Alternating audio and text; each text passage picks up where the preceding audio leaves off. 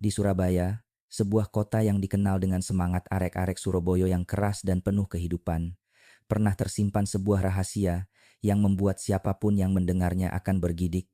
Tahun itu, musim kemarau 2018, jalan-jalan di kawasan elit Darmo dan Gubeng tampak biasa saja.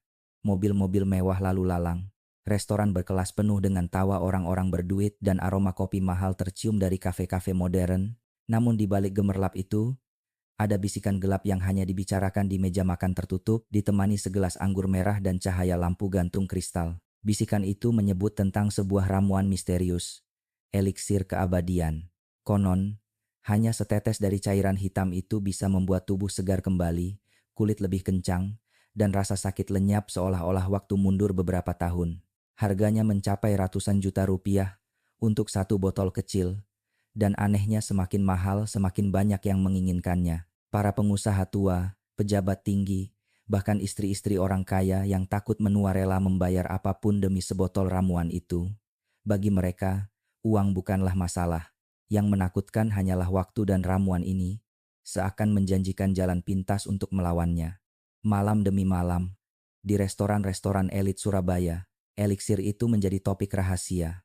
Para wanita bergaun sutra berbisik bahwa kulit mereka lebih halus sejak meminumnya. Para pria paruh baya bersumpah bahwa sendi mereka kembali lentur, punggung tak lagi sakit. Semua itu terdengar mustahil, tetapi semakin banyak testimoni, semakin kuat keyakinan bahwa ramuan tersebut memang nyata. Namun, tidak ada keajaiban tanpa bayangan gelap. Dari balik tirai merah restoran mahal, terdengar bisikan lain yang jauh lebih menyeramkan. Konon, bahan dasar eliksir itu bukan dari tumbuhan langka, bukan pula dari hewan eksotis, melainkan tulang manusia. Awalnya, banyak yang menertawakan kabar itu. Mana mungkin orang Surabaya segila itu? Begitu komentar sebagian orang. Tetapi gosip tidak berhenti di situ. Ada yang bilang tulang itu berasal dari jenazah tak dikenal di rumah sakit. Ada pula cerita tentang bayi-bayi yang lahir sehat, tapi tiba-tiba dicatat sebagai lahir mati, lalu hilang entah kemana. Di sebuah pesta tertutup di hotel mewah di Tunjungan, seorang tamu wanita yang sudah berusia 60 tahun berbisik kepada kawannya, "Rahasia awet mudaku sederhana, satu sendok kecil ramuan hitam setiap malam." Kata-katanya membuat sebagian yang hadir terpana, sebagian lagi hanya menelan ludah, ngeri membayangkan apa yang sebenarnya mereka minum. Sementara di sisi lain kota, seorang pelayan restoran muda mendengar terlalu banyak percakapan. Matanya menyaksikan botol-botol kecil berwarna pekat keluar masuk dari ruang VIP. Ia tahu, apapun yang disajikan itu bukan minuman biasa. Malam itu, dengan wajah pucat, ia berbisik kepada seorang tamu, "Kalau ingin tahu kebenaran, temui saya di dapur belakang setelah jam 11." Tetapi, bagi warga kecil di luar kota, cerita itu terdengar seperti dongeng gelap. Di Batu, Malang Raya, sekitar 2 jam perjalanan dari Surabaya, orang-orang desa sering melihat asap tipis membubung dari hutan pinus pada malam hari. Asap itu tidak berasal dari rumah warga atau pembakaran sampah, melainkan dari sebuah bangunan asing yang dijaga ketat. Mereka menyebutnya dapur malam. Tak seorang pun berani mendekat. Orang-orang tahu, siapapun yang mencoba mencari tahu, biasanya akan didatangi orang asing, diberi peringatan singkat, "Urus saja hidupmu sendiri." Akhirnya, warga memilih diam. Lebih baik pura-pura tidak tahu daripada kehilangan nyawa. Namun, ada seorang kakek tua bernama Mbah Karto yang tinggal di pinggir desa. Ia pernah melihat dengan matanya sendiri sebuah truk besar berhenti di depan dapur malam itu. Beberapa pria mengangkat peti kayu panjang dari bak truk ke dalam bangunan. Dari celah papan, Mbah Karto melihat sesuatu yang membuat bulu kuduknya berdiri. Tulang-tulang manusia, masih berbungkus plastik. Sejak malam itu, ia tidak bisa tidur nyenyak. Tetapi ketakutan membuatnya bungkam. Sampai akhirnya ia bertemu seorang jurnalis muda bernama Rina Kusuma. Di Surabaya, Rina sudah mendengar gosip eliksir keabadian dari kalangan atas. Sebagai jurnalis, nalurinya mengatakan ini bukan sekadar rumor murahan. Ada sesuatu yang lebih gelap, lebih mengerikan, yang melibatkan darah dan nyawa manusia. Dan ketika ia bertemu Mbah Karto, potongan puzzle itu mulai tersusun. "Mbah Kyu," kata Mbah Karto dengan suara gemetar, "aku ini wong tua, umurku wis ora suwe, tapi aku ra iso meneng. Aku taun delok truk-truk iku mlebu alas, nggawa peti sing isine tulang. Nek kowe wani, tulisen." Ben Wong Wong ngerti. Rina menatap kakek tua itu lama. Di wajah keriputnya terlihat beban besar yang dipikul sendirian. Hatinya bergetar. Ia tahu, jika benar apa yang dikatakan Mbah Karto, maka Surabaya dan seluruh Indonesia sedang duduk di atas bom waktu. Sebuah jaringan yang menjadikan kematian sebagai komoditas mewah. Dan di balik semua itu, ada satu pertanyaan yang tak terjawab. Siapa yang cukup berani untuk membuka tabir kebenaran ini? Malam itu, di sebuah restoran elit di kawasan Darmo, Surabaya, para tamu istimewa duduk di ruang VIP dengan dinding berlapis kain beludru merah. Di meja panjang berkilauan cahaya lilin, deretan gelas kristal dipenuhi anggur mahal. Senyum manis para pelayan menambah suasana hangat. Namun di balik ketenangan itu, ada percakapan yang membuat udara terasa dingin. Seorang wanita berusia 50 tahun dengan gaun hijau zamrud menunduk berbisik pada rekannya. Kau tahu, rahasia mereka bukan sekadar jamu. Aku dengar, ramuan itu dibuat dari tulang manusia. Wanita lain di sebelahnya terbelalak. Astaga, jangan bercanda. Itu terlalu gila. Tapi aku dengar langsung dari seorang dokter yang kenal pemasoknya. Lanjutnya, menatap sekitar memastikan tak ada yang menguping. Tulang-tulang itu diambil dari jenazah tak dikenal di rumah sakit. Bahkan, dari bayi yang dilaporkan mati lahir. Hening sejenak menyelimuti meja. Lalu seorang pria paruh baya tertawa pelan, mencoba memecah ketegangan. Kalaupun benar, apa peduli kita? Kalau hasilnya membuatku 10 tahun lebih muda, bukankah itu sepadan? Tawa kecil menyusul, tapi sebagian wajah tetap pucat. Mereka tahu, tawa itu hanya topeng. Di balik hati, ada rasa takut. Di luar restoran, seorang pelayan muda bernama Yanto mendengar potongan percakapan itu. Hatinya berdebar. Ia sudah lama curiga dengan menu rahasia yang hanya dipesan oleh tamu tertentu. Botol kecil berwarna hitam, pekat selalu disimpan di lemari khusus, dikunci rapat. Malam itu, saat ia lewat membawa nampan, ia sempat melihat label kecil bertuliskan koleksi kehidupan. Sejak hari itu, Yanto tak bisa tidur nyenyak. Bayangan botol-botol itu menghantui pikirannya.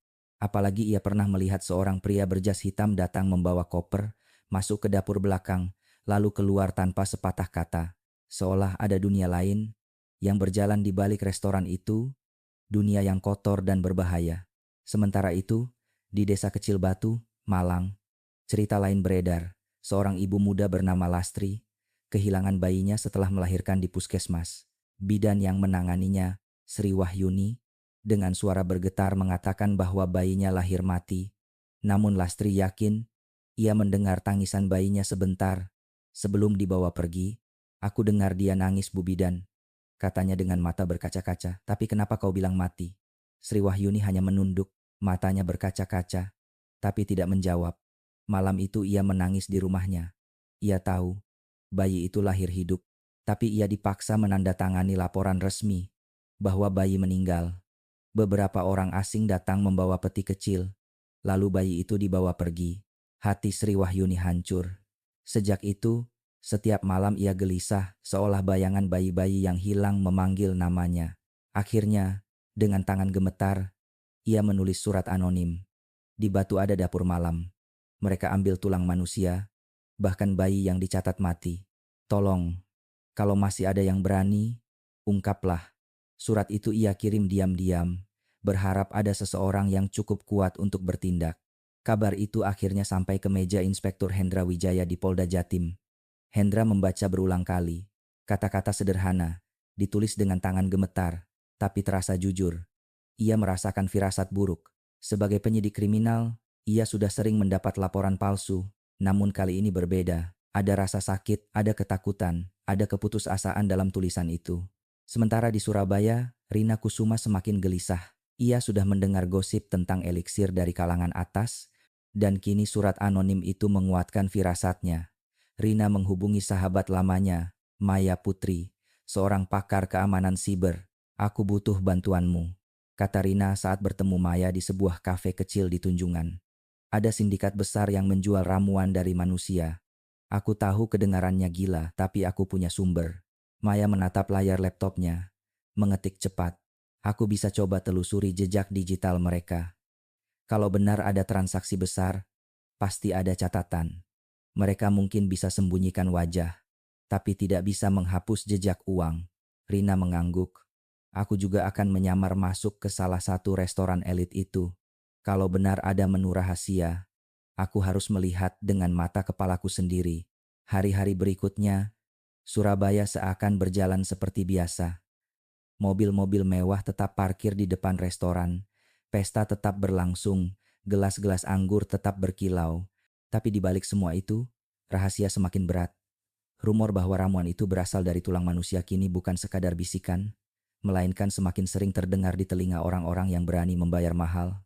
Dan di desa Batu, asap tipis masih membubung setiap malam dari hutan pinus. Warga hanya bisa menunduk, pura-pura tak melihat. Mereka tahu, siapapun yang berani bicara terlalu jauh akan menghilang begitu saja. Di tengah semua ketakutan itu, beberapa orang diam-diam mulai bergerak. Hendra dengan naluri penyidiknya, Rina dengan pena tajamnya, Maya dengan kecerdikan teknologi, dan Sri Wahyuni dengan keberanian kecilnya. Mereka belum saling mengenal, belum tahu bahwa takdir akan mempertemukan mereka.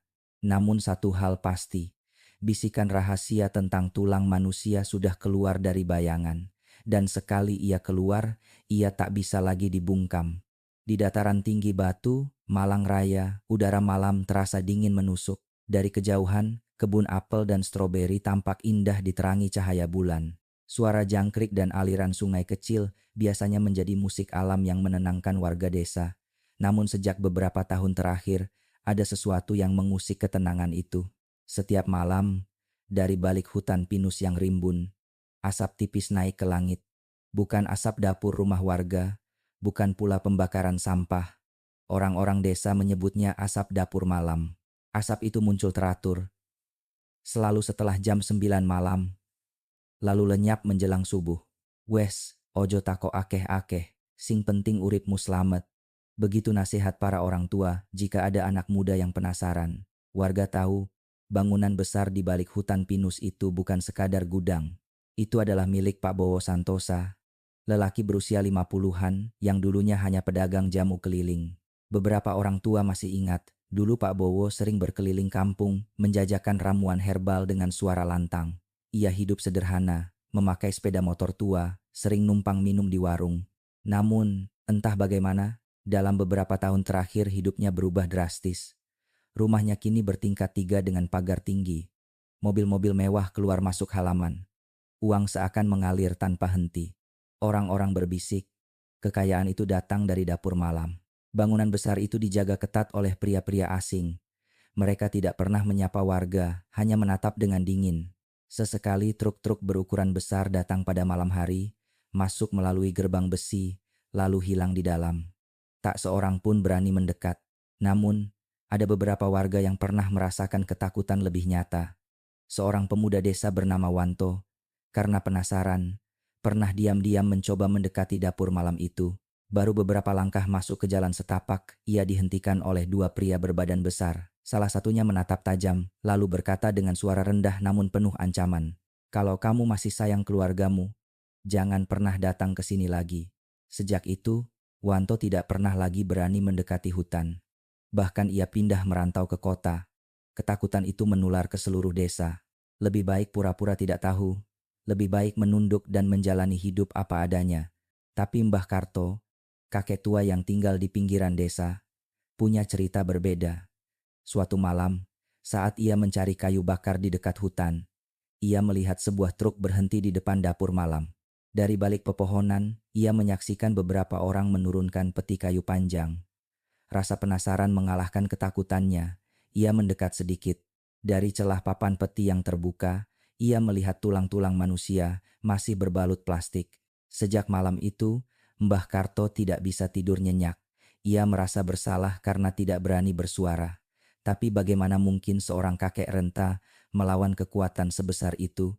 Ia hanya bisa berdoa dalam hati, semoga suatu hari ada orang yang berani membongkar rahasia kelam itu. Sementara itu, di balik pintu besi dapur malam, aktivitas berlangsung sepanjang malam. Tulang-tulang manusia yang didatangkan dari rumah sakit, rumah duka, bahkan kecelakaan lalu lintas mencurigakan, direbus dalam wadah besar. Campuran bahan kimia ditambahkan, lalu cairan pekat berwarna hitam dihasilkan. Itulah yang disebut eliksir keabadian. Para pekerja yang direkrut dari luar desa digaji besar, tapi hidup mereka bagai tahanan. Mereka tidak boleh membawa ponsel, tidak boleh bicara pada siapapun. Suara mesin bercampur dengan bau anyir dan bahan kimia sering terdengar hingga ke desa, membuat bulu kuduk warga berdiri. Ada seorang pekerja yang pernah mencoba kabur. Keesokan harinya, jasadnya ditemukan di sungai, terapung tanpa identitas. Sejak itu, tak ada lagi yang berani melawan aturan. Pak Bowo sendiri jarang muncul di desa. Ia lebih sering berada di Surabaya, menghadiri pertemuan dengan orang-orang penting. Namun ketika ia datang ke Batu, ia selalu disambut dengan iring-iringan mobil hitam. Warga hanya bisa menunduk saat konvoi melewati jalan desa. Tidak ada yang berani menyapa. Tidak ada yang berani bertanya. Meski begitu, bisikan tetap menyebar. Di warung kopi kecil dekat pasar, beberapa pria paruh baya sering berbincang pelan. Kowe ngerti, wong-wong sugih iku saiki pada awet enom, katane amarga wedang ireng saka Pak Bowo. Wedang opo? Nek bener isine tulang menungso, yo kuwi jenenge dosa gede. ASSTT, ojo keras-keras. Iso cilaka nek ono sing krungu. Suasana desa semakin penuh ketegangan. Orang-orang tahu ada sesuatu yang salah, tapi ketakutan membuat mereka memilih diam. Di sisi lain, Bidan Sri Wahyuni semakin tidak tahan. Setiap kali ia terpaksa menandatangani dokumen bayi yang dilaporkan mati lahir, hatinya seperti ditusuk. Ia tahu bayi itu masih bernapas, masih hidup. Namun begitu ia menyerahkan kepada orang-orang kota yang datang, bayi itu tidak pernah kembali. Malam demi malam ia menangis, merasa dosanya semakin berat. Hingga akhirnya, ia menulis surat anonim yang dikirim ke polisi. Ia tidak tahu apakah ada yang mau percaya. Namun di hatinya ia berdoa, semoga masih ada orang yang berani mengungkap kebenaran. Dan doa itu ternyata sampai ke tangan yang tepat. Inspektur Hendra Wijaya di Surabaya menerima surat itu di mejanya. Ia membacanya berulang kali, lalu menatap keluar jendela kantornya. Malam Surabaya tetap ramai. Lampu kota berkelip indah. Tapi bagi Hendra, ada sesuatu yang jauh lebih gelap dari cahaya itu. Kalau benar semua ini, gumamnya, maka kita sedang berhadapan dengan jaringan yang menjual kematian sebagai komoditas. Ia tidak tahu, langkah kecil yang akan ia ambil setelah ini akan menyeretnya ke dalam pusaran bahaya yang lebih besar dari yang pernah ia bayangkan. Di ruang kerjanya di Markas Polda Jawa Timur, Inspektur Hendra Wijaya duduk termenung. Surat lusuh dengan tulisan tangan gemetar itu tergeletak di mejanya. Kata-kata sederhana, tanpa tanda tangan, tapi setiap kalimat menusuk hatinya. Ada dapur malam di Batu, Malang. Mereka ambil tulang manusia. Bahkan bayi yang sebenarnya hidup dilaporkan mati lahir. Tolong, kalau masih ada yang berani, ungkaplah. Hendra membaca berulang kali. Pikirannya berkecamuk. Ia sudah 20 tahun menjadi penyidik kriminal. Terbiasa dengan laporan palsu, fitnah, bahkan tipuan untuk menjatuhkan lawan. Namun kali ini, entah mengapa, ia merasa berbeda. Ada rasa sakit yang nyata, ada ketakutan tulus dalam setiap coretan huruf. Ia menutup mata sebentar, mengingat wajah anaknya sendiri di rumah. Apa jadinya jika anak-anak itu benar-benar diambil paksa, lalu dijadikan bahan untuk sesuatu yang mengerikan? Sejenak ia ragu. Menyelidiki kasus seperti ini bukan perkara mudah. Kalau benar ada pejabat tinggi terlibat, langkah sekecil apapun bisa menjadi bumerang. Namun nuraninya tak membiarkannya tinggal diam. Hendra meraih ponselnya, menghubungi seorang sahabat lama yang masih bertugas di Malang. Bantu aku cek desa di Batu. Ada bangunan besar. Warga menyebutnya dapur malam. Cari tahu siapa pemiliknya. Ucapnya pelan. Sementara itu, jauh di desa Batu, Bidan Sri Wahyuni duduk di beranda rumahnya. Malam itu angin gunung berembus dingin, tapi tubuhnya basah oleh keringat dingin. Ia baru saja membantu persalinan seorang ibu muda. Bayinya lahir sehat, menangis kencang. Namun beberapa menit kemudian, dua pria berjas datang dari kota. Mereka memaksa Sri menandatangani dokumen bahwa bayi itu lahir mati. Bu Bidan, jangan macam-macam. Kalau masih ingin aman, tanda tangani saja, kata salah satu dari mereka dengan tatapan mengancam. Sri menolak, air matanya jatuh deras. Tapi bayi itu hidup.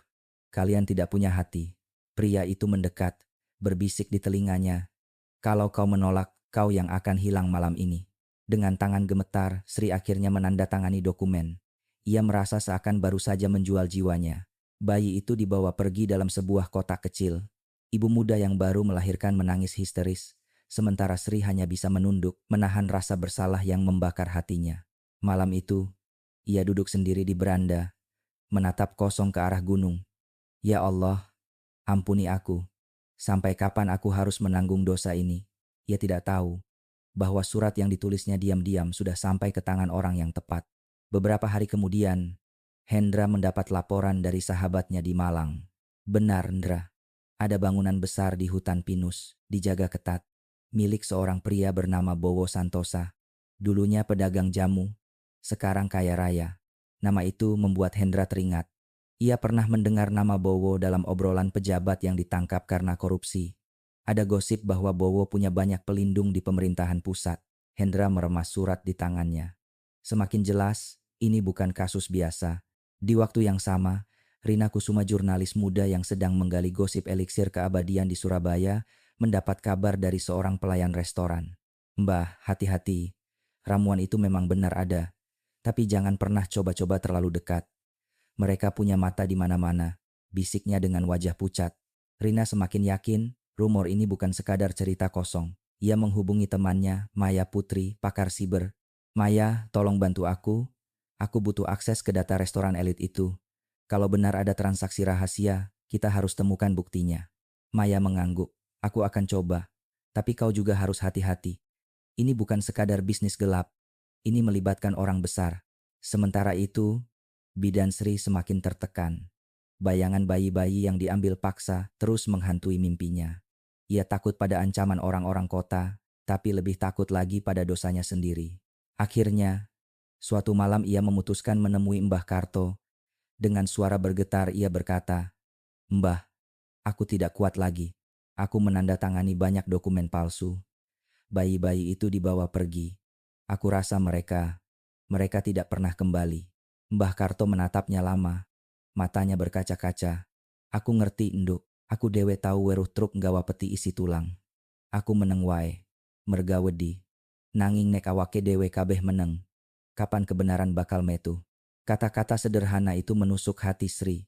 Untuk pertama kalinya, ia merasa tidak sendirian. Di Surabaya, Inspektur Hendra akhirnya memutuskan langkah awal. Ia menyamar sebagai pengusaha properti yang ingin membeli tanah di Malang. Dengan identitas palsu, ia bersiap menuju Batu, mencari kebenaran di balik asap tipis yang selama ini hanya menjadi bisikan. Ia tahu, sekali melangkah, jalan kembali akan tertutup. Malam itu, Surabaya tampak berkilau. Lampu jalan memantul di kaca gedung-gedung tinggi, sementara mobil-mobil mewah berderet di depan sebuah restoran kolonial yang anggun di kawasan Darmo. Restoran itu bernama Taman Indah Heritage, sebuah tempat makan yang tidak memiliki papan nama mencolok, tapi semua orang kelas atas tahu keistimewaannya. Rina Kusuma berdiri di depan pintu kayu besar restoran itu. Rambutnya disanggul sederhana, gaun hitam elegan membalut tubuhnya. Di tangannya, sebuah kartu undangan VIP, hasil bantuan seorang mantan sekretaris pejabat yang pernah ia wawancarai. Malam ini, ia bukan sekadar jurnalis, melainkan tamu istimewa yang diundang ke dunia penuh rahasia. Ia menarik napas panjang. "Sekarang atau tidak sama sekali," gumamnya. Seorang pelayan berseragam putih membukakan pintu dengan senyum profesional. "Selamat datang kembali, Ibu," katanya dengan hormat setelah memindai kartu Rina. Rina melangkah masuk. Aroma bunga segar bercampur dengan wangi anggur tua memenuhi ruangan. Lampu kristal menggantung indah, menciptakan suasana hangat namun syarat rahasia. Ia dibawa ke lantai 2, ke sebuah ruangan VIP yang dipisahkan tirai beludru merah. Dari balik tirai, Rina mengenali wajah-wajah yang sering muncul di televisi. Seorang wakil menteri, seorang pengusaha properti terkenal, hingga istri pejabat tinggi. Mereka tertawa pelan. Seakan dunia di luar tidak pernah ada, seorang pelayan mendekati Rina, membawa sebuah tablet hitam. "Silakan memilih menu eksklusif, Bu," katanya. Di layar tablet muncul logo bunga teratai emas. Saat disentuh, muncul opsi-opsi misterius.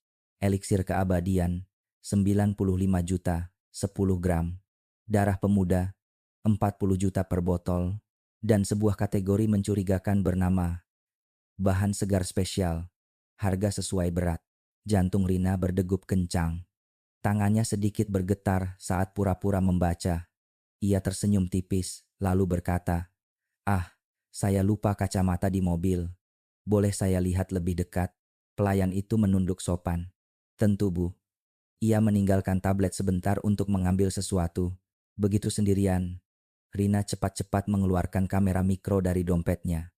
Ia mengarahkan lensa kecil itu ke layar, merekam seluruh isi menu. Detik-detik terasa panjang. Keringat dingin mulai membasahi pelipisnya. Tiba-tiba terdengar suara tawa dari meja sebelah. Rina melirik sekilas. Seorang wanita bergaun mewah, istri pejabat, berkata dengan bangga, "Rahasia saya sederhana, eliksir keabadian. Kulit tetap kencang, tubuh sehat, seolah 10 tahun lebih muda." Rina segera menyalakan perekam suara di ponselnya, menyimpan setiap kata sebagai bukti. Belum sempat ia bernapas lega, seorang pelayan muda mendekat. Wajahnya pucat, matanya gelisah. Dengan suara berbisik, ia berkata, "Ibu, kalau ingin tahu lebih banyak, temui saya di dapur belakang. Setelah jam 11, saya tidak tahan lagi melihat semua ini."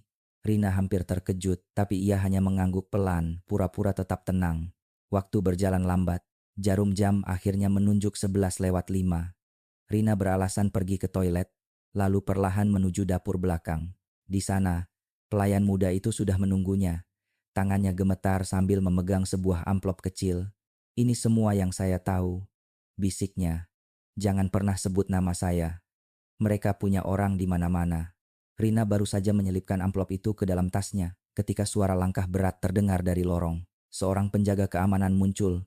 Tubuhnya kekar, tatapannya tajam. "Ada apa di sini?"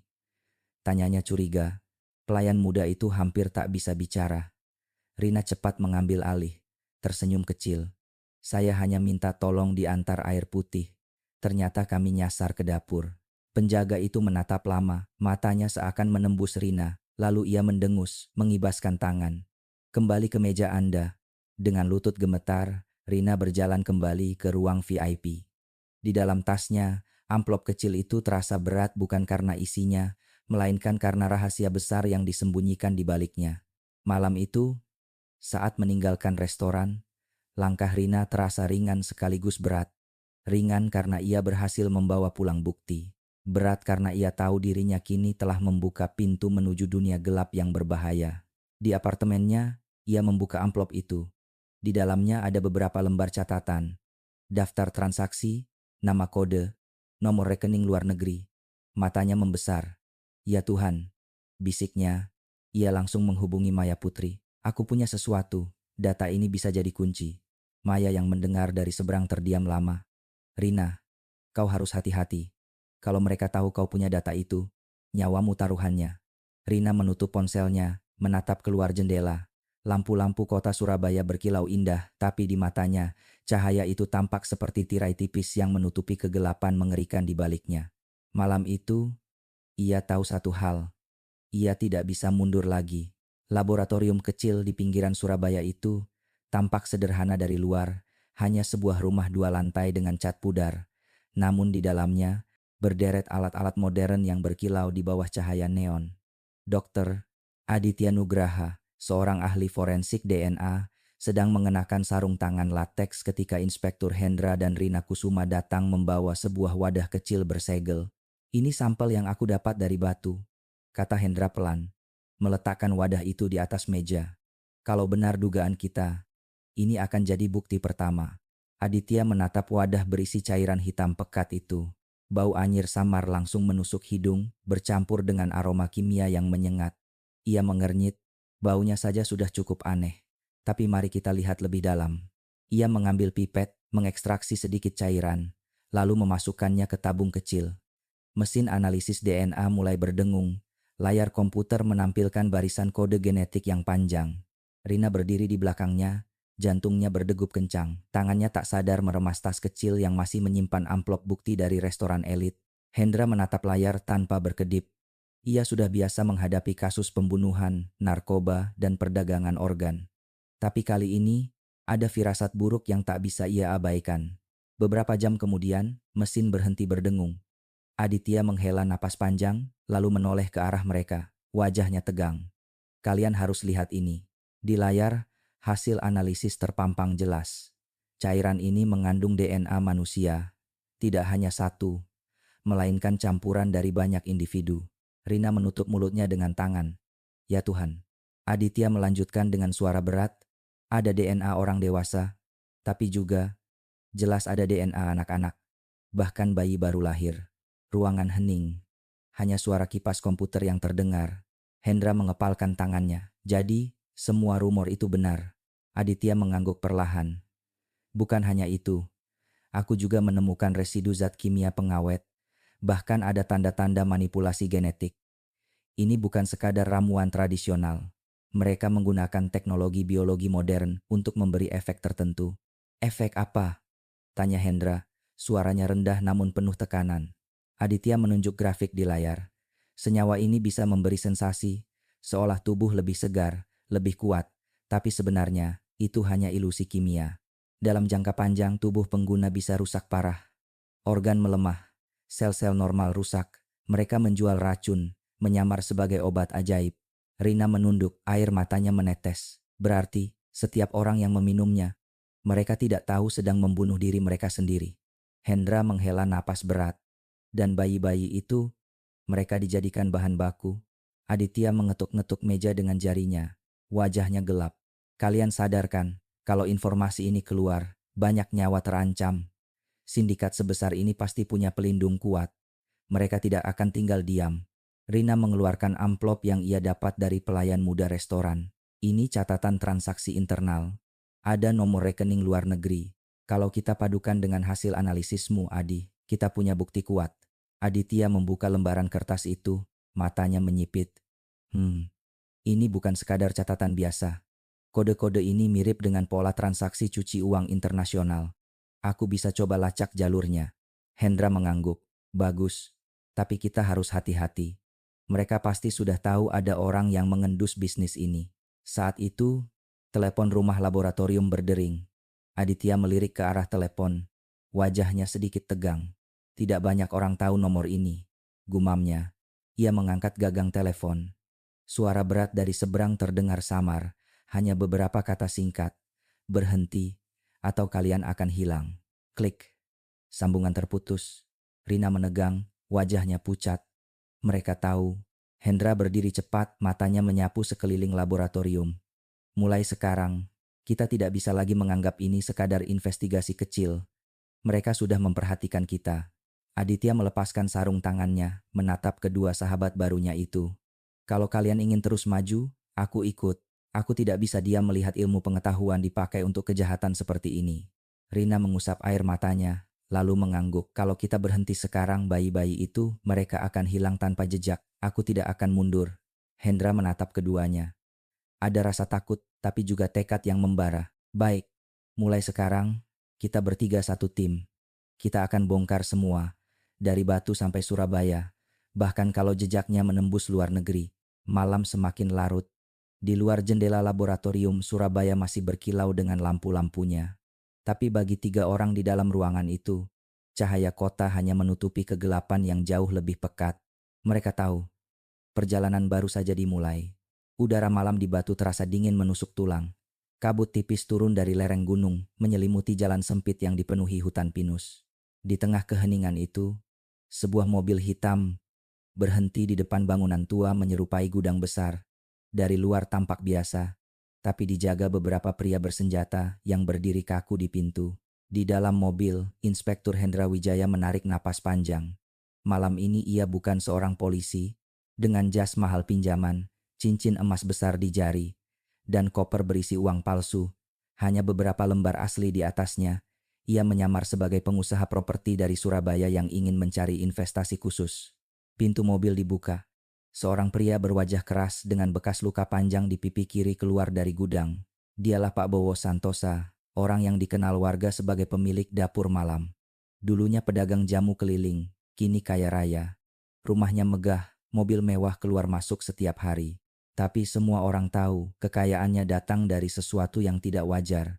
Hendra turun dari mobil, menahan degup jantungnya. Ia mengulurkan tangan. Saya datang sesuai janji. Katanya Bapak punya barang yang tidak dimiliki orang lain. Mata Pak Bowo menyipit. Orang datang dengan janji besar, tapi hanya sedikit yang berani bayar.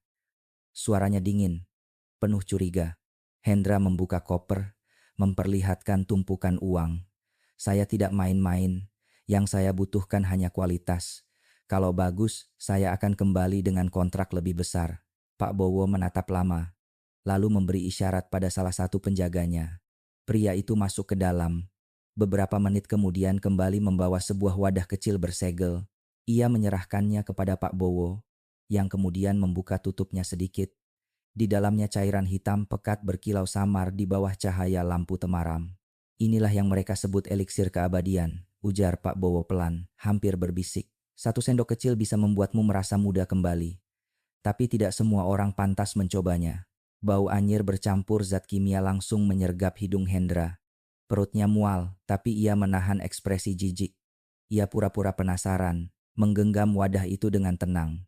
Pak Bowo lalu mengeluarkan secari kertas berisi nomor rekening luar negeri. Transfer uang muka dulu. Aku tidak percaya hanya pada kata-kata. Hendra melirik sekilas lalu menyelipkan kertas itu ke saku. Besok pagi saya urus. Malam ini saya bawa sampel ini dulu. Hening menekan suasana, mata Pak Bowo tajam mengawasi setiap gerakan Hendra. Akhirnya ia mengangguk tipis. Baik, tapi ingat, aku selalu tahu siapa yang datang ke sini. Jangan coba-coba melawan. Hendra tersenyum tipis, lalu menutup koper uang. Saya menghargai kejujuran Bapak. Saat kembali ke mobil, Hendra berjalan pelan, menahan diri agar langkahnya tidak terburu-buru.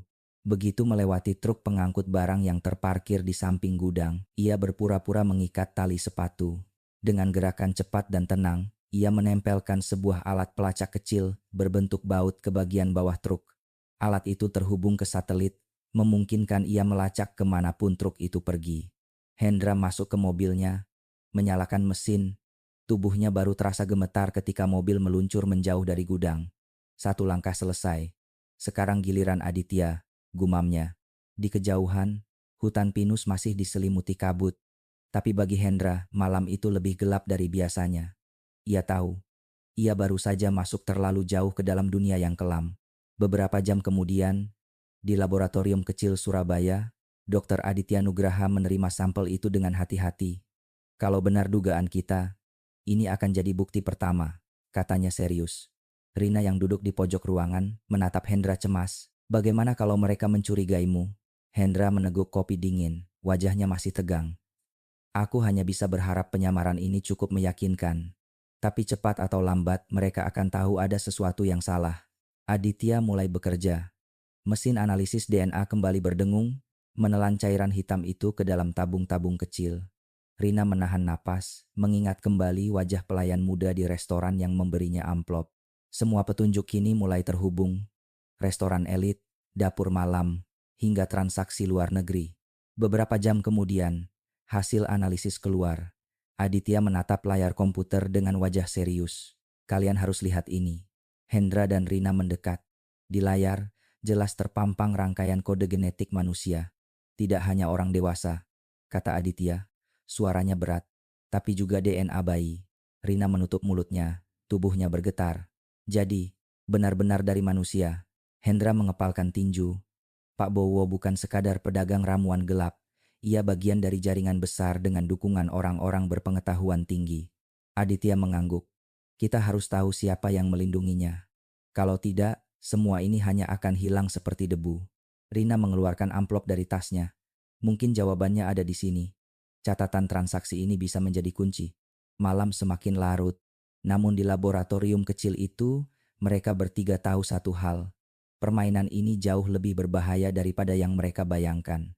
Eliksir keabadian bukan sekadar ramuan aneh, melainkan pintu masuk ke jaringan kejahatan yang melibatkan ilmu pengetahuan, uang, dan kekuasaan. Dan sejak malam itu, tidak ada jalan kembali. Langit malam di pinggiran Surabaya terasa muram. Udara lembab bercampur bau asap, sementara suara anjing menggonggong sesekali memecah keheningan. Inspektur Hendra dan Rina Kusuma memarkir mobil sewaan cukup jauh dari bangunan tua berwarna kusam dengan pagar besi berkarat. Dari luar, krematorium itu tampak seperti sudah lama tak terurus. Cat dinding terkelupas, jendela retak, papan namanya hampir hilang dimakan waktu. Namun Hendra tahu, tempat itu masih aktif bukan untuk membakar jenazah, melainkan sesuatu yang lebih gelap. Mereka turun dari mobil, berpakaian serba hitam. Hendra membawa senter kecil dan alat pengacak sinyal, sementara Rina menggenggam kamera mini di tangannya. Begitu masuk kita harus cepat, bisik Hendra. Sistem cadangan mereka biasanya aktif dalam 1 jam. Rina mengangguk. Wajahnya tegang. Mereka menyelinap lewat pagar belakang yang longgar, merayap mendekati bangunan utama. Begitu masuk ke lorong sempit, bau asap bercampur bahan kimia langsung menyergap hidung. Hendra menempelkan alat pengacak sinyal ke dinding. Lampu indikator CCTV padam seketika. Lorong itu berakhir pada sebuah pintu besi terkunci. Hendra mengeluarkan kunci palsu kecil, memutarnya dengan hati-hati. Klik, pintu terbuka. Menyingkap sebuah ruangan luas yang membuat keduanya membeku. Di dalamnya, berderet rak kayu penuh peti tua. Hendra membuka salah satunya, dan bau menyengat langsung menyeruak. Campuran bau terbakar dan obat pengawet menusuk tajam. Rina menahan napas, matanya membelalak. Di dalam peti tersusun rapi tulang manusia, tengkorak, tulang panjang, hingga tulang kecil yang jelas berasal dari anak-anak. Semuanya dibungkus plastik transparan dengan label kode dan berat. Ya Tuhan, bisiknya, hampir tidak terdengar. Hendra tetap berusaha tenang. Ia mengeluarkan kamera mini, merekam setiap sudut ruangan. Di meja kayu di tengah ruangan, tergeletak sebuah buku besar. Halamannya penuh tulisan tangan. Nama, tanggal, keterangan kecelakaan jalan tol, tidak ada keluarga, bayi gagal lahir, dan di sampingnya angka harga fantastis. Rina membaca cepat, tangannya bergetar. Mereka menjadikan manusia barang dagangan. Hendra mengangguk perlahan, wajahnya menegang. Ia menyalakan kamera lagi, memotret halaman demi halaman. Di pojok ruangan, mereka menemukan sebuah mesin analisis DNA portabel. Bukti bahwa sindikat ini bukan sekadar mengumpulkan tulang, tapi memilah bahan sesuai permintaan dengan teknologi modern. Tiba-tiba suara langkah terdengar dari luar. Hendra memberi isyarat cepat. Mereka bersembunyi di balik tumpukan peti. 2 pria masuk sambil membawa senter. Besok pengiriman ke Jakarta. Semua harus siap, kata salah satunya. Tenang, truk sudah dipesan. Polisi tidak akan ikut campur, jawab yang lain. Sinar senter berhenti hanya beberapa meter dari tempat mereka bersembunyi. Rina menahan napas, tubuhnya kaku. Hendra menggenggam granat asap kecil di sakunya, bersiap jika keadaan darurat. Beberapa menit terasa seperti seabad. Akhirnya, kedua pria itu keluar lagi, pintu menutup dengan suara berderit. Rina hampir roboh, tapi Hendra menahan lengannya. Kita harus keluar sekarang, bisiknya. Mereka segera memotret beberapa halaman terakhir buku catatan, lalu bergerak menuju pintu belakang. Namun baru saja mencapai pagar luar, sorotan lampu terang menghantam tubuh mereka. "Hei, siapa itu?" teriak seorang penjaga. Hendra langsung menarik tangan Rina. "Lari!"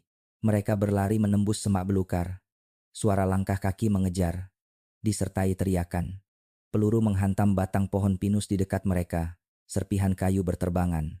Rina hampir terjatuh, tapi Hendra sigap menariknya. Nafas mereka memburu, jantung berdetak kencang. Mereka berhasil mencapai mobil. Hendra segera menyalakan mesin. Ban berdecit di atas tanah basah. Beberapa motor mengejar dari belakang. Sorotan lampunya menembus kabut malam. "Pegangan yang kuat!" teriak Hendra. Mobil meluncur kencang di jalan sempit berliku. Hendra memutar setir tajam, membuat 2 motor kehilangan kendali dan terjatuh. Sisanya tertinggal jauh. Baru setelah memasuki jalan raya utama, Hendra melambatkan laju. Nafasnya terengah, wajahnya tegang. Rina masih pucat, matanya berkaca-kaca. "Aku kira kita tidak akan selamat tadi." Hendra menatap lurus ke depan. Rahangnya mengeras. "Sekarang kita punya bukti kuat, tapi mereka juga tahu ada orang yang masuk ke sana. Mulai sekarang, kita harus lebih hati-hati." Rina membuka tasnya, memastikan kamera mini dan foto buku catatan masih aman. Tangannya gemetar. Nama-nama, catatan transaksi, semua ada di sini. Ia menatap Hendra. Suaranya penuh tekad. "Kita tidak bisa mundur lagi. Meskipun nyawa jadi taruhannya." Hendra tetap diam, tapi sorot matanya mengatakan hal yang sama. Mobil mereka terus melaju, meninggalkan krematorium yang kembali tenggelam dalam gelap malam. Namun keduanya tahu apa yang baru saja mereka temukan hanyalah permulaan. Gudang tulang itu Hanya satu simpul kecil dari jaringan besar yang menjalar kemana-mana sampai ke meja makan orang-orang yang tak pernah mereka bayangkan. Langit sore Surabaya berwarna kelabu ketika Rina Kusuma berdiri di depan gedung megah Rumah Sakit Harapan Sehat. Dari luar, rumah sakit swasta elit itu tampak sempurna. Dinding kaca berkilauan, lobi marmer, dan papan nama emas yang menjanjikan pelayanan kelas dunia. Namun Rina tahu, di balik kilau itu ada sesuatu yang busuk. Catatan transaksi dari restoran elit dan gudang krematorium sama-sama menunjuk ke fasilitas ini. Rina menegakkan bahunya. Rambutnya diikat rapi, jas putih menempel di tubuhnya, dan di lehernya tergantung kartu identitas palsu bertuliskan staf magang, Fakultas Kedokteran. Lewat earphone kecil, suara Inspektur Hendra terdengar dari mobil yang terparkir tak jauh. Ingat begitu, ada tanda bahaya, keluar secepatnya. Pesannya singkat. Rina melangkah masuk. Lobi rumah sakit penuh pasien berduit. Pengusaha, pejabat, orang asing. Bau antiseptik menusuk, membuat suasana tampak steril. Tapi, semakin jauh ia berjalan ke dalam, suasana berubah. Lorong-lorong sunyi, pintu-pintu dengan tanda penelitian khusus, dan akses terbatas berderet rapat. Ia menahan rasa ingin tahu, melanjutkan langkah menuju ruang arsip di lantai bawah tanah. Ruangan itu dingin, hanya diterangi lampu neon redup. Rak-rak penuh map berdebu tersusun rapi. Dengan hati-hati, Rina membuka beberapa map. Pandangannya segera membeku. Di sana tertulis jelas, bayi lahir sehat dicoret, diganti tulisan lahir mati. Beberapa catatan operasi besar juga dihapus, diganti laporan samar tanpa penjelasan. Rina memotret cepat setiap lembar dengan kamera kecil tersembunyi di pulpen. Jantungnya berdetak keras, keringat dingin mengalir di punggung. Namun ketika ia sedang menyalin map merah bertuliskan program khusus, pintu ruangan berderit terbuka. Seorang perawat muda masuk membawa berkas. Matanya langsung menatap Rina penuh curiga. "Kamu siapa? Ini bukan jam kerja arsip," tanyanya ketus. Rina menahan napas, lalu menatap balik dengan tegas. "Saya magang dari Fakultas Kedokteran. Dokter kepala menyuruh saya ambil berkas. Atau kamu mau saya laporkan karena menghalangi pekerjaan?" Nada suaranya mantap, membuat perawat itu terdiam sejenak. Wajahnya bingung antara curiga dan takut salah. Akhirnya, ia mengangguk cepat. "Baiklah, silakan." Begitu pintu tertutup lagi, Rina menghela napas panjang. Tangannya masih gemetar, tapi hatinya semakin membara. Ia melanjutkan pencarian. Map merah itu berisi dokumen mengerikan. Kontrak antara rumah sakit dengan Yayasan Cahaya Anak Bangsa. Secara publik, yayasan itu dikenal sebagai lembaga amal untuk anak yatim. Namun di dokumen, jelas tercatat puluhan anak diadopsi tanpa bukti legal. Banyak alamat tujuan fiktif, bahkan beberapa tercatat ke luar negeri. Rina menggigit bibir, air matanya hampir jatuh. Jadi benar, mereka bukan menyelamatkan anak-anak itu, tapi menjualnya. Ketika ia hendak menutup map, langkah kaki berat terdengar dari lorong. Pintu terbuka, dan seorang pria berjas putih muncul. Wajahnya dingin, tanda pengenal di dadanya. Bertuliskan Dokter Hendra Wiratama, Direktur Medis. "Staf baru?" tanyanya datar. Rina menelan ludah. "Iya dok, saya magang. Diminta menyiapkan berkas untuk penelitian besok." Dokter Hendra menatapnya tajam, matanya seakan menembus ke dok Rina. Ia mengulurkan tangan, mengambil kartu identitasnya. "Magang jam segini, di ruang arsip pula." Suaranya berat, penuh curiga. Detik-detik itu terasa panjang. Jantung Rina hampir pecah, tapi ia bertahan menatap balik, tidak berkedip. "Kalau telat, yang kena marah bukan saya, tapi bagian arsip," katanya datar. Sunyi sejenak. Akhirnya, Dokter Hendra menyerahkan kembali kartunya. "Jangan ulangi lagi. Aku tidak suka staf berkeliaran tanpa izin." Ia berbalik, langkahnya bergema di lorong. Begitu pria itu menghilang, Rina hampir roboh. Tangannya gemetar saat meraih kamera kecil di sakunya. "Aku hampir ketahuan," gumamnya. Ia segera keluar dari rumah sakit, berjalan cepat menuju mobil. Begitu masuk, ia menutup pintu dan terengah-engah. Hendra menoleh cepat. "Kau baik-baik saja?" Rina menyerahkan kamera, suaranya pecah. "Aku hampir ditangkap, tapi aku berhasil. Semua dokumen ada di sini. Bayi sehat dicatat mati. Anak yatim hilang lewat yayasan palsu." Hendra melihat foto-foto yang ditampilkan di layar kecil kamera. Rahangnya mengeras. Ini bukti bahwa rumah sakit jadi pusat distribusi. Mereka menutupi jejak dengan data medis palsu. Rina menatapnya dengan mata berapi-api. Yayasan itu bukan tempat amal. Itu pintu belakang untuk menghilangkan anak-anak. Mobil melaju menembus malam Surabaya. Keduanya terdiam, tenggelam dalam pikiran masing-masing. Di luar, lampu kota berkelip seolah acuh tak acuh terhadap rahasia kelam yang baru saja terungkap. Hendra menggenggam setir erat-erat, sementara Rina menatap keluar jendela dengan mata berkaca-kaca. Malam itu, mereka tahu satu hal. Sindikat ini bukan sekadar bisnis gelap. Ini pengkhianatan terhadap kemanusiaan. Beberapa hari setelah penyamaran di Rumah Sakit Harapan Sehat, hidup Rina Kusuma berubah drastis.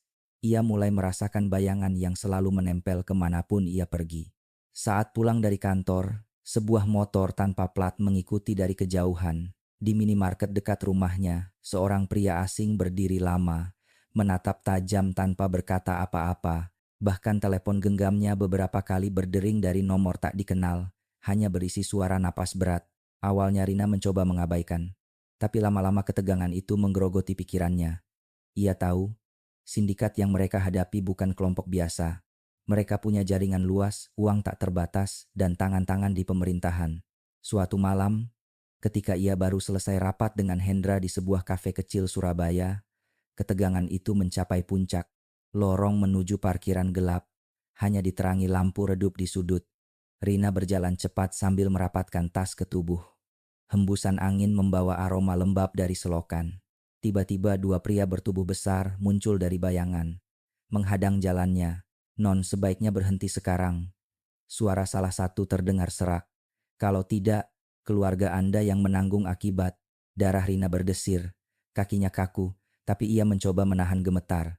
Kalian pikir bisa menakut-nakuti aku? Katanya. Meski suaranya bergetar, pria satunya melangkah maju, tangannya terulur hendak meraih bahu Rina. Dalam sepersekian detik, instingnya mengambil alih. Ia merogoh tas kecilnya dan menarik semprotan merica pemberian Hendra. Sssss.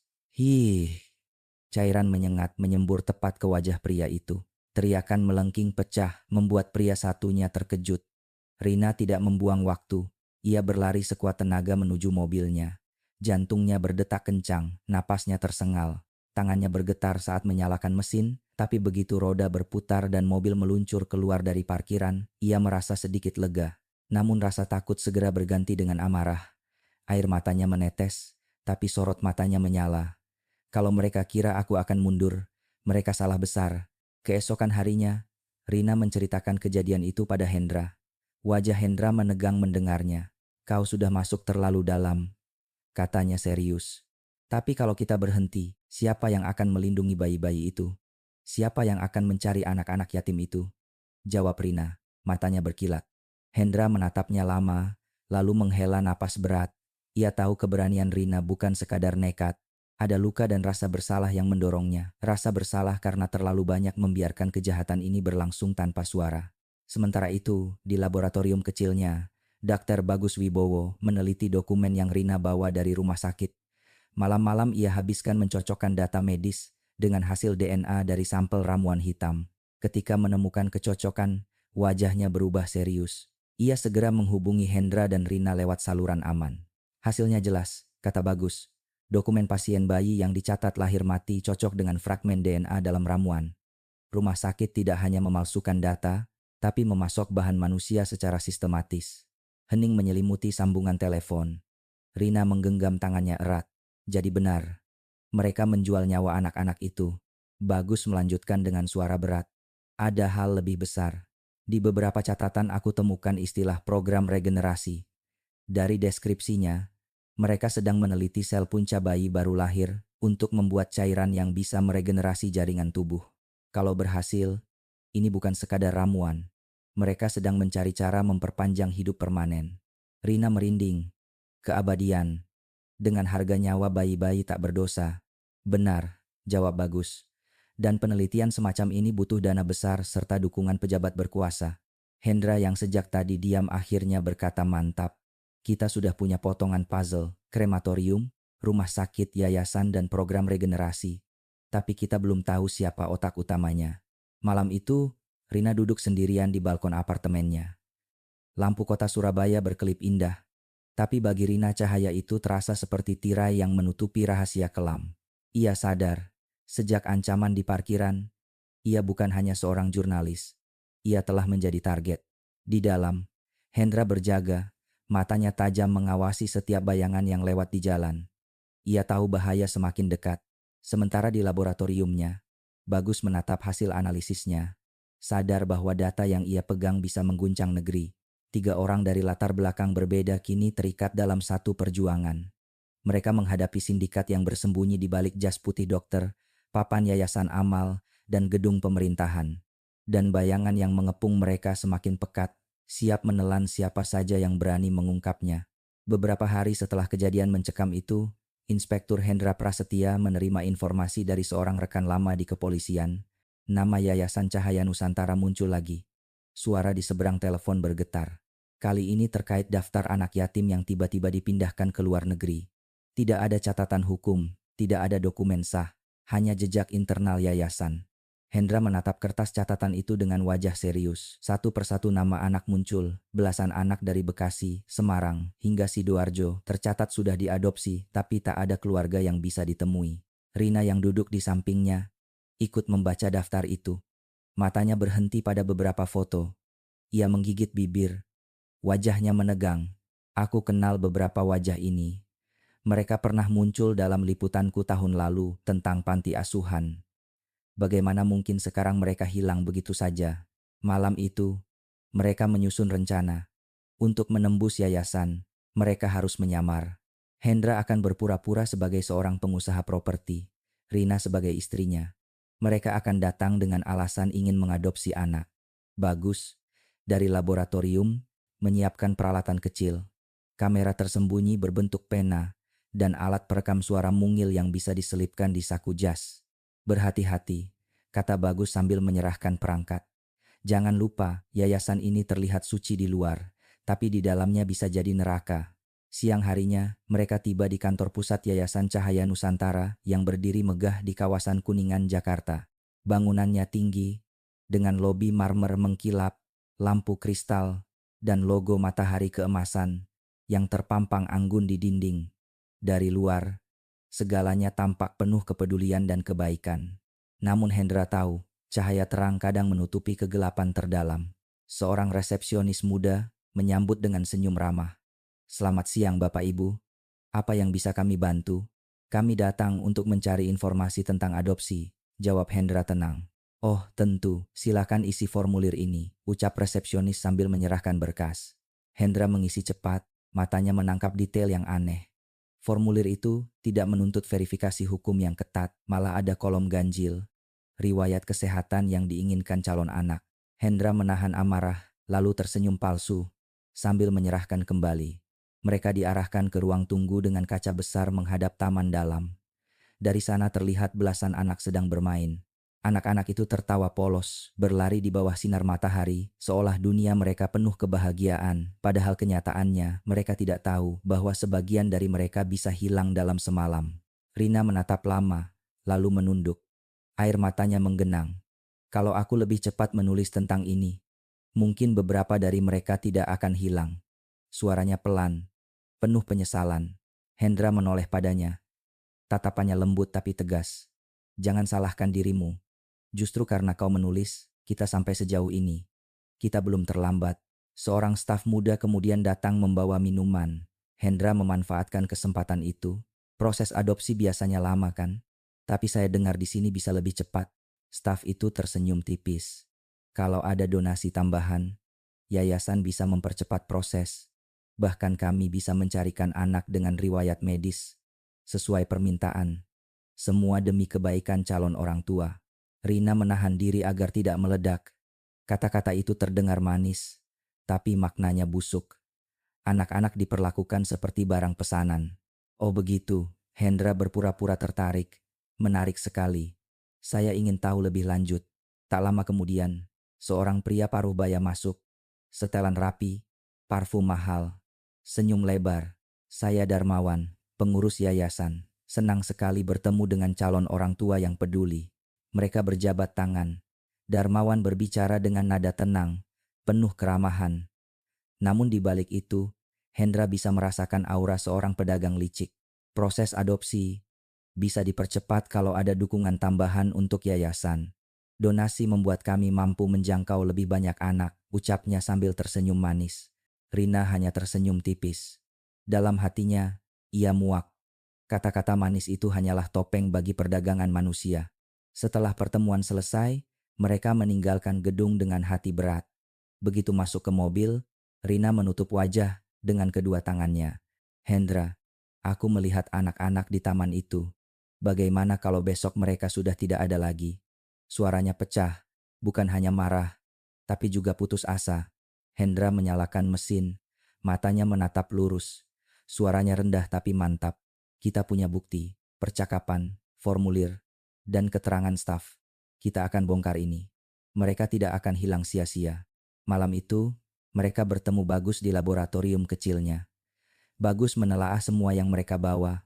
Formulir, rekaman suara, foto tersembunyi. Formulir ini sudah cukup aneh, katanya sambil menunjuk kolom medis. Tapi lihat catatan ini. Ia memperbesar foto dokumen. Ada kode rekening internasional sebagian besar di Singapura dan Swiss. Jumlah transfernya miliaran rupiah. Hendra mendengus. Jadi ada pihak luar negeri yang mendanai yayasan ini. Bukan hanya dana, kata Bagus serius.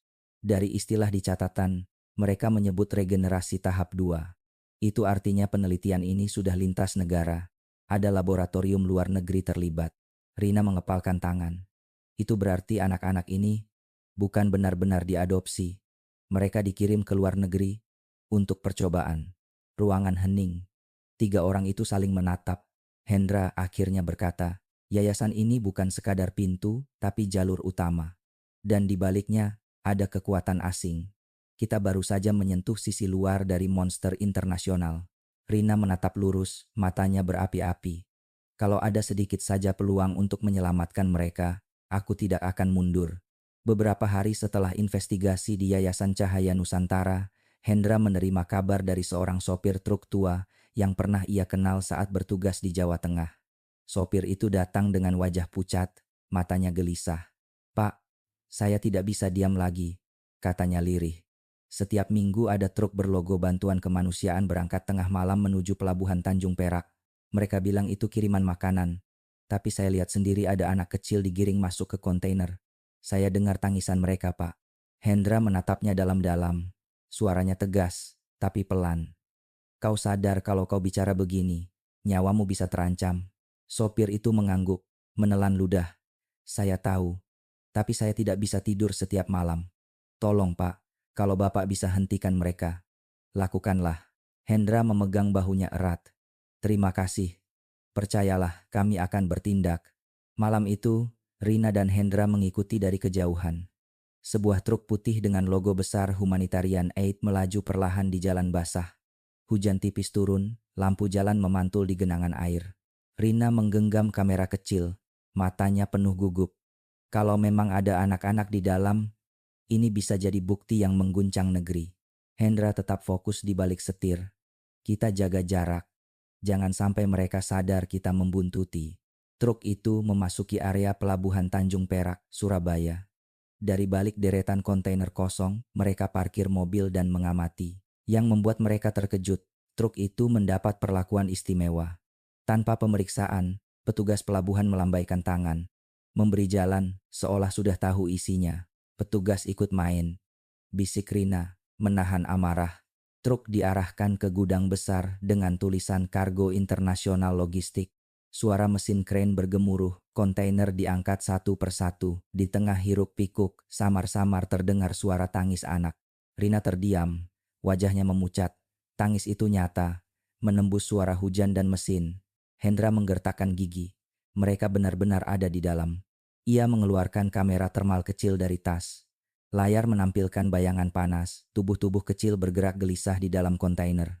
Rina menutup mulut, air matanya jatuh. Astaga, mereka benar-benar diperlakukan seperti barang. Hendra cepat menempelkan alat pelacak magnetik ke pintu kontainer sebelum diangkat kren. "Minimal, kita bisa tahu tujuan akhir kapal ini," katanya pelan. Namun saat mereka berbalik, suara langkah berat terdengar. Hei, siapa di sana? Teriak seorang pria berseragam, lampu senternya menyapu sekitar. Hendra menarik tangan Rina. Lari. Mereka berlari menembus lorong gelap di antara kontainer. Suara langkah kaki mengejar dari belakang, semakin dekat. Teriakan menggema. Satu tembakan peringatan meletus, peluru menghantam dinding logam di samping Rina. Ia terlonjak, hampir terjatuh, tapi Hendra sigap menarik lengannya. Cepat ke mobil. Mereka berlari sekuat tenaga, napas terengah-engah. Hendra memutar tajam melewati deretan peti kemas. Rina berusaha menjaga kamera kecilnya tetap aman di genggaman. Ketika hampir mencapai pagar belakang, sorotan lampu mobil patroli pelabuhan menghantam tubuh mereka. Beberapa pria berlari mengepung. Cepat naik. Hendra mendorong Rina ke dalam mobil. Mesin meraung, ban berdecit di aspal basah. Mobil meluncur kencang menembus jalan pelabuhan. Dua motor mengejar dari belakang. Suara knalpot meraung. Hendra memutar setir tajam di tikungan sempit, hampir menabrak tumpukan drum besi. Satu motor terjatuh, tapi yang lain masih menempel ketat. Rina berbalik, wajahnya pucat. Mereka semakin dekat. Hendra menginjak rem mendadak, lalu memutar setir tajam. Motor pengejar itu kehilangan kendali, menabrak pagar besi. Mobil mereka meluncur ke jalan utama. Hanya setelah jarak semakin jauh, Hendra berani menghela napas. Di dalam mobil, suasana hening. Rina masih terengah, wajahnya basah oleh keringat dan air mata. Aku kira kita tidak akan selamat tadi, bisiknya pelan. Hendra tetap menatap lurus ke jalan. Rahangnya mengeras. Sekarang kita punya bukti, tapi mereka juga tahu ada orang yang masuk ke sana. Kita harus lebih hati-hati. Rina membuka tasnya, memastikan kamera kecil masih aman. Di dalamnya tersimpan rekaman layar termal, suara tangis anak, dan foto kode kontainer. Semua ada di sini, katanya dengan suara bergetar. Bukti kalau pelabuhan jadi jalur perdagangan anak. Beberapa jam kemudian, mereka tiba di laboratorium Bagus. Bagus menyalakan laptop, memindahkan data dari kamera Rina dan pelacak magnetik Hendra. Layar komputer menampilkan titik merah berdenyut kontainer itu kini bergerak bersama kapal besar yang baru saja meninggalkan Tanjung Perak. Tujuannya masih belum jelas, kata Bagus serius. Tapi dengan pelacak ini, kita bisa tahu kemana mereka pergi. Rina menggenggam tangannya erat. Kita harus temukan mereka sebelum terlambat. Bagus mengangguk pelan. Ini bukti emas. Tapi hati-hati. Kalau sindikat tahu kita punya ini, mereka tidak akan segan memburu kita. Hendra menatap keduanya, suaranya mantap. Justru itu, sebabnya kita harus cepat. Kita bukan hanya pengungkap kebenaran sekarang. Kita harus jadi pelindung bagi anak-anak itu. Ruangan hening sejenak. Di luar, hujan masih turun deras. Tiga orang itu saling menatap, menyadari bahwa langkah mereka berikutnya akan jauh lebih berbahaya dari semua yang sudah mereka lalui. Dan di pelabuhan yang kini tenggelam dalam kegelapan, sebuah kontainer penuh tangis, anak-anak sedang berlayar keluar dari negeri ini, menuju tempat yang belum mereka ketahui. Beberapa hari setelah pelarian dari pelabuhan Tanjung Perak, wajah kelelahan Rina, Hendra, dan Bagus tampak jelas. Mereka tahu sindikat sudah mencium keberadaan mereka. Bayangan ancaman datang dari segala arah, telepon gelap, orang asing yang mengikuti, hingga serangan yang gagal di hotel tempat mereka menginap. Namun di balik ketakutan itu, ada satu hal yang membuat mereka terus melangkah. Bukti. Pelacak magnetik yang ditempelkan Hendra menunjukkan kontainer penuh anak-anak itu bergerak menuju Singapura. Kita tidak bisa hanya menonton, kata Rina dengan suara serak. Kalau sampai kapal itu berhasil bongkar muatan, anak-anak itu akan hilang tanpa jejak. Hendra menatap lurus, matanya tajam. Mungkin kita tidak bisa menghentikan kapal itu sendirian, tapi kita bisa memastikan dunia tahu kebenaran ini. Malam itu di laboratorium kecil Bagus, mereka mengunggah semua bukti. Rekaman kamera termal, suara tangis anak, foto buku catatan krematorium, hingga dokumen palsu dari rumah sakit dan yayasan. Bagus menatap layar dengan tangan bergetar. Sekali kita kirim, tidak ada jalan kembali. Rina mengangguk mantap. Lebih baik mati dalam kebenaran, daripada hidup membisu melihat kejahatan ini. Klik. File demi file dikirim ke server jurnalis internasional dan organisasi HAM. Proses itu berjalan hanya beberapa menit, tapi bagi mereka terasa seperti seumur hidup. Keesokan paginya, dunia gempar. Berita utama di televisi internasional menampilkan wajah anak-anak yang ditangkap kamera, Foto kontainer berlogo bantuan kemanusiaan terpampang jelas. Media menghubungkan skandal ini dengan pejabat tinggi, pengusaha besar, bahkan jaringan asing. Demonstrasi pecah di Jakarta, Surabaya, hingga Medan. Ribuan orang turun ke jalan, menuntut pemerintah mengusut tuntas. Hendra menatap layar televisi kecil di warung kopi. Matanya berkaca-kaca. Akhirnya, semua orang tahu. Namun kemenangan itu tidak tanpa luka. Malam yang sama, markas besar yayasan di Jakarta digerebek aparat. Tapi tokoh utamanya, Darmawan, berhasil melarikan diri sebelum ditangkap. Lebih buruk lagi, kabar menyebut seorang pria berjuluk macan hitam otak jaringan internasional masih bebas di luar negeri. Jadi ini belum selesai, gumam Hendra. Bagus menatapnya, wajahnya lelah. Ya, kita hanya memotong salah satu tentakel. Kepalanya masih bersembunyi. Di sebuah rumah sakit sederhana, Rina duduk di samping ranjang Hendra yang masih dirawat karena luka tembak di bahunya. Langit senja berwarna jingga masuk dari jendela, menebarkan cahaya hangat. Rina menatapnya lama sebelum berkata pelan, "Apa kau menyesal sudah ikut dalam semua ini?" Hendra tersenyum samar meski wajahnya pucat. Tidak. Meski otak utamanya lolos, kita sudah membuka mata dunia. Itu lebih berharga daripada 1000 kemenangan kecil. Rina menarik napas panjang. Aku belajar banyak dari semua ini. Bahwa ketakutan hanya bisa dikalahkan dengan keberanian yang lahir dari hati. Malam itu, mereka bertiga duduk bersama di beranda rumah sakit. Bagus menatap layar laptopnya, menunjukkan berita internasional terbaru. Markus, kontak kita di Interpol, bilang video dan dokumen kita akan jadi bukti utama di pengadilan internasional. Dunia akhirnya tahu bahwa ada jaringan gelap yang bersembunyi di balik topeng kekuasaan. Rina menatap layar dengan mata berair. Setidaknya anak-anak itu tidak lagi sunyi. Suara mereka kini mengguncang dunia. Hendra menatap keduanya, suaranya mantap. Pertarungan ini belum berakhir. Selama ada orang yang menjual kemanusiaan demi kekuasaan, selalu akan ada yang harus melawan. Dan itu tugas kita. Di luar, angin malam berembus lembut. Dunia mungkin masih gelap oleh bayang-bayang kejahatan, tapi bagi mereka, setitik cahaya sudah muncul di ujung. Cahaya yang lahir dari keberanian, pengorbanan dan keyakinan bahwa kebenaran tidak akan selamanya terkubur. Penutup pesan moral. Kisah ini mengingatkan kita bahwa betapapun besar dan kuatnya kejahatan, ia akan runtuh ketika ada orang-orang biasa yang berani berkata, "Cukup, sampai di sini." Rina, Hendra, dan Bagus hanyalah 3 orang dengan ketakutan dan kelemahan mereka masing-masing, namun mereka memilih melawan. Dan dari pilihan itu, dunia berubah. Saudara-saudara sekalian, jangan pernah menyerah pada kebenaran, meski jalan terasa gelap, karena cahaya selalu ada.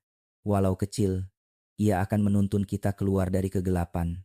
Kalau Bapak Ibu berkenan, silakan tinggalkan komentar tentang apa yang Bapak Ibu rasakan setelah mendengar kisah ini. Jangan lupa untuk menyukai dan berlangganan agar semakin banyak orang bisa mendengar cerita-cerita penuh makna seperti ini.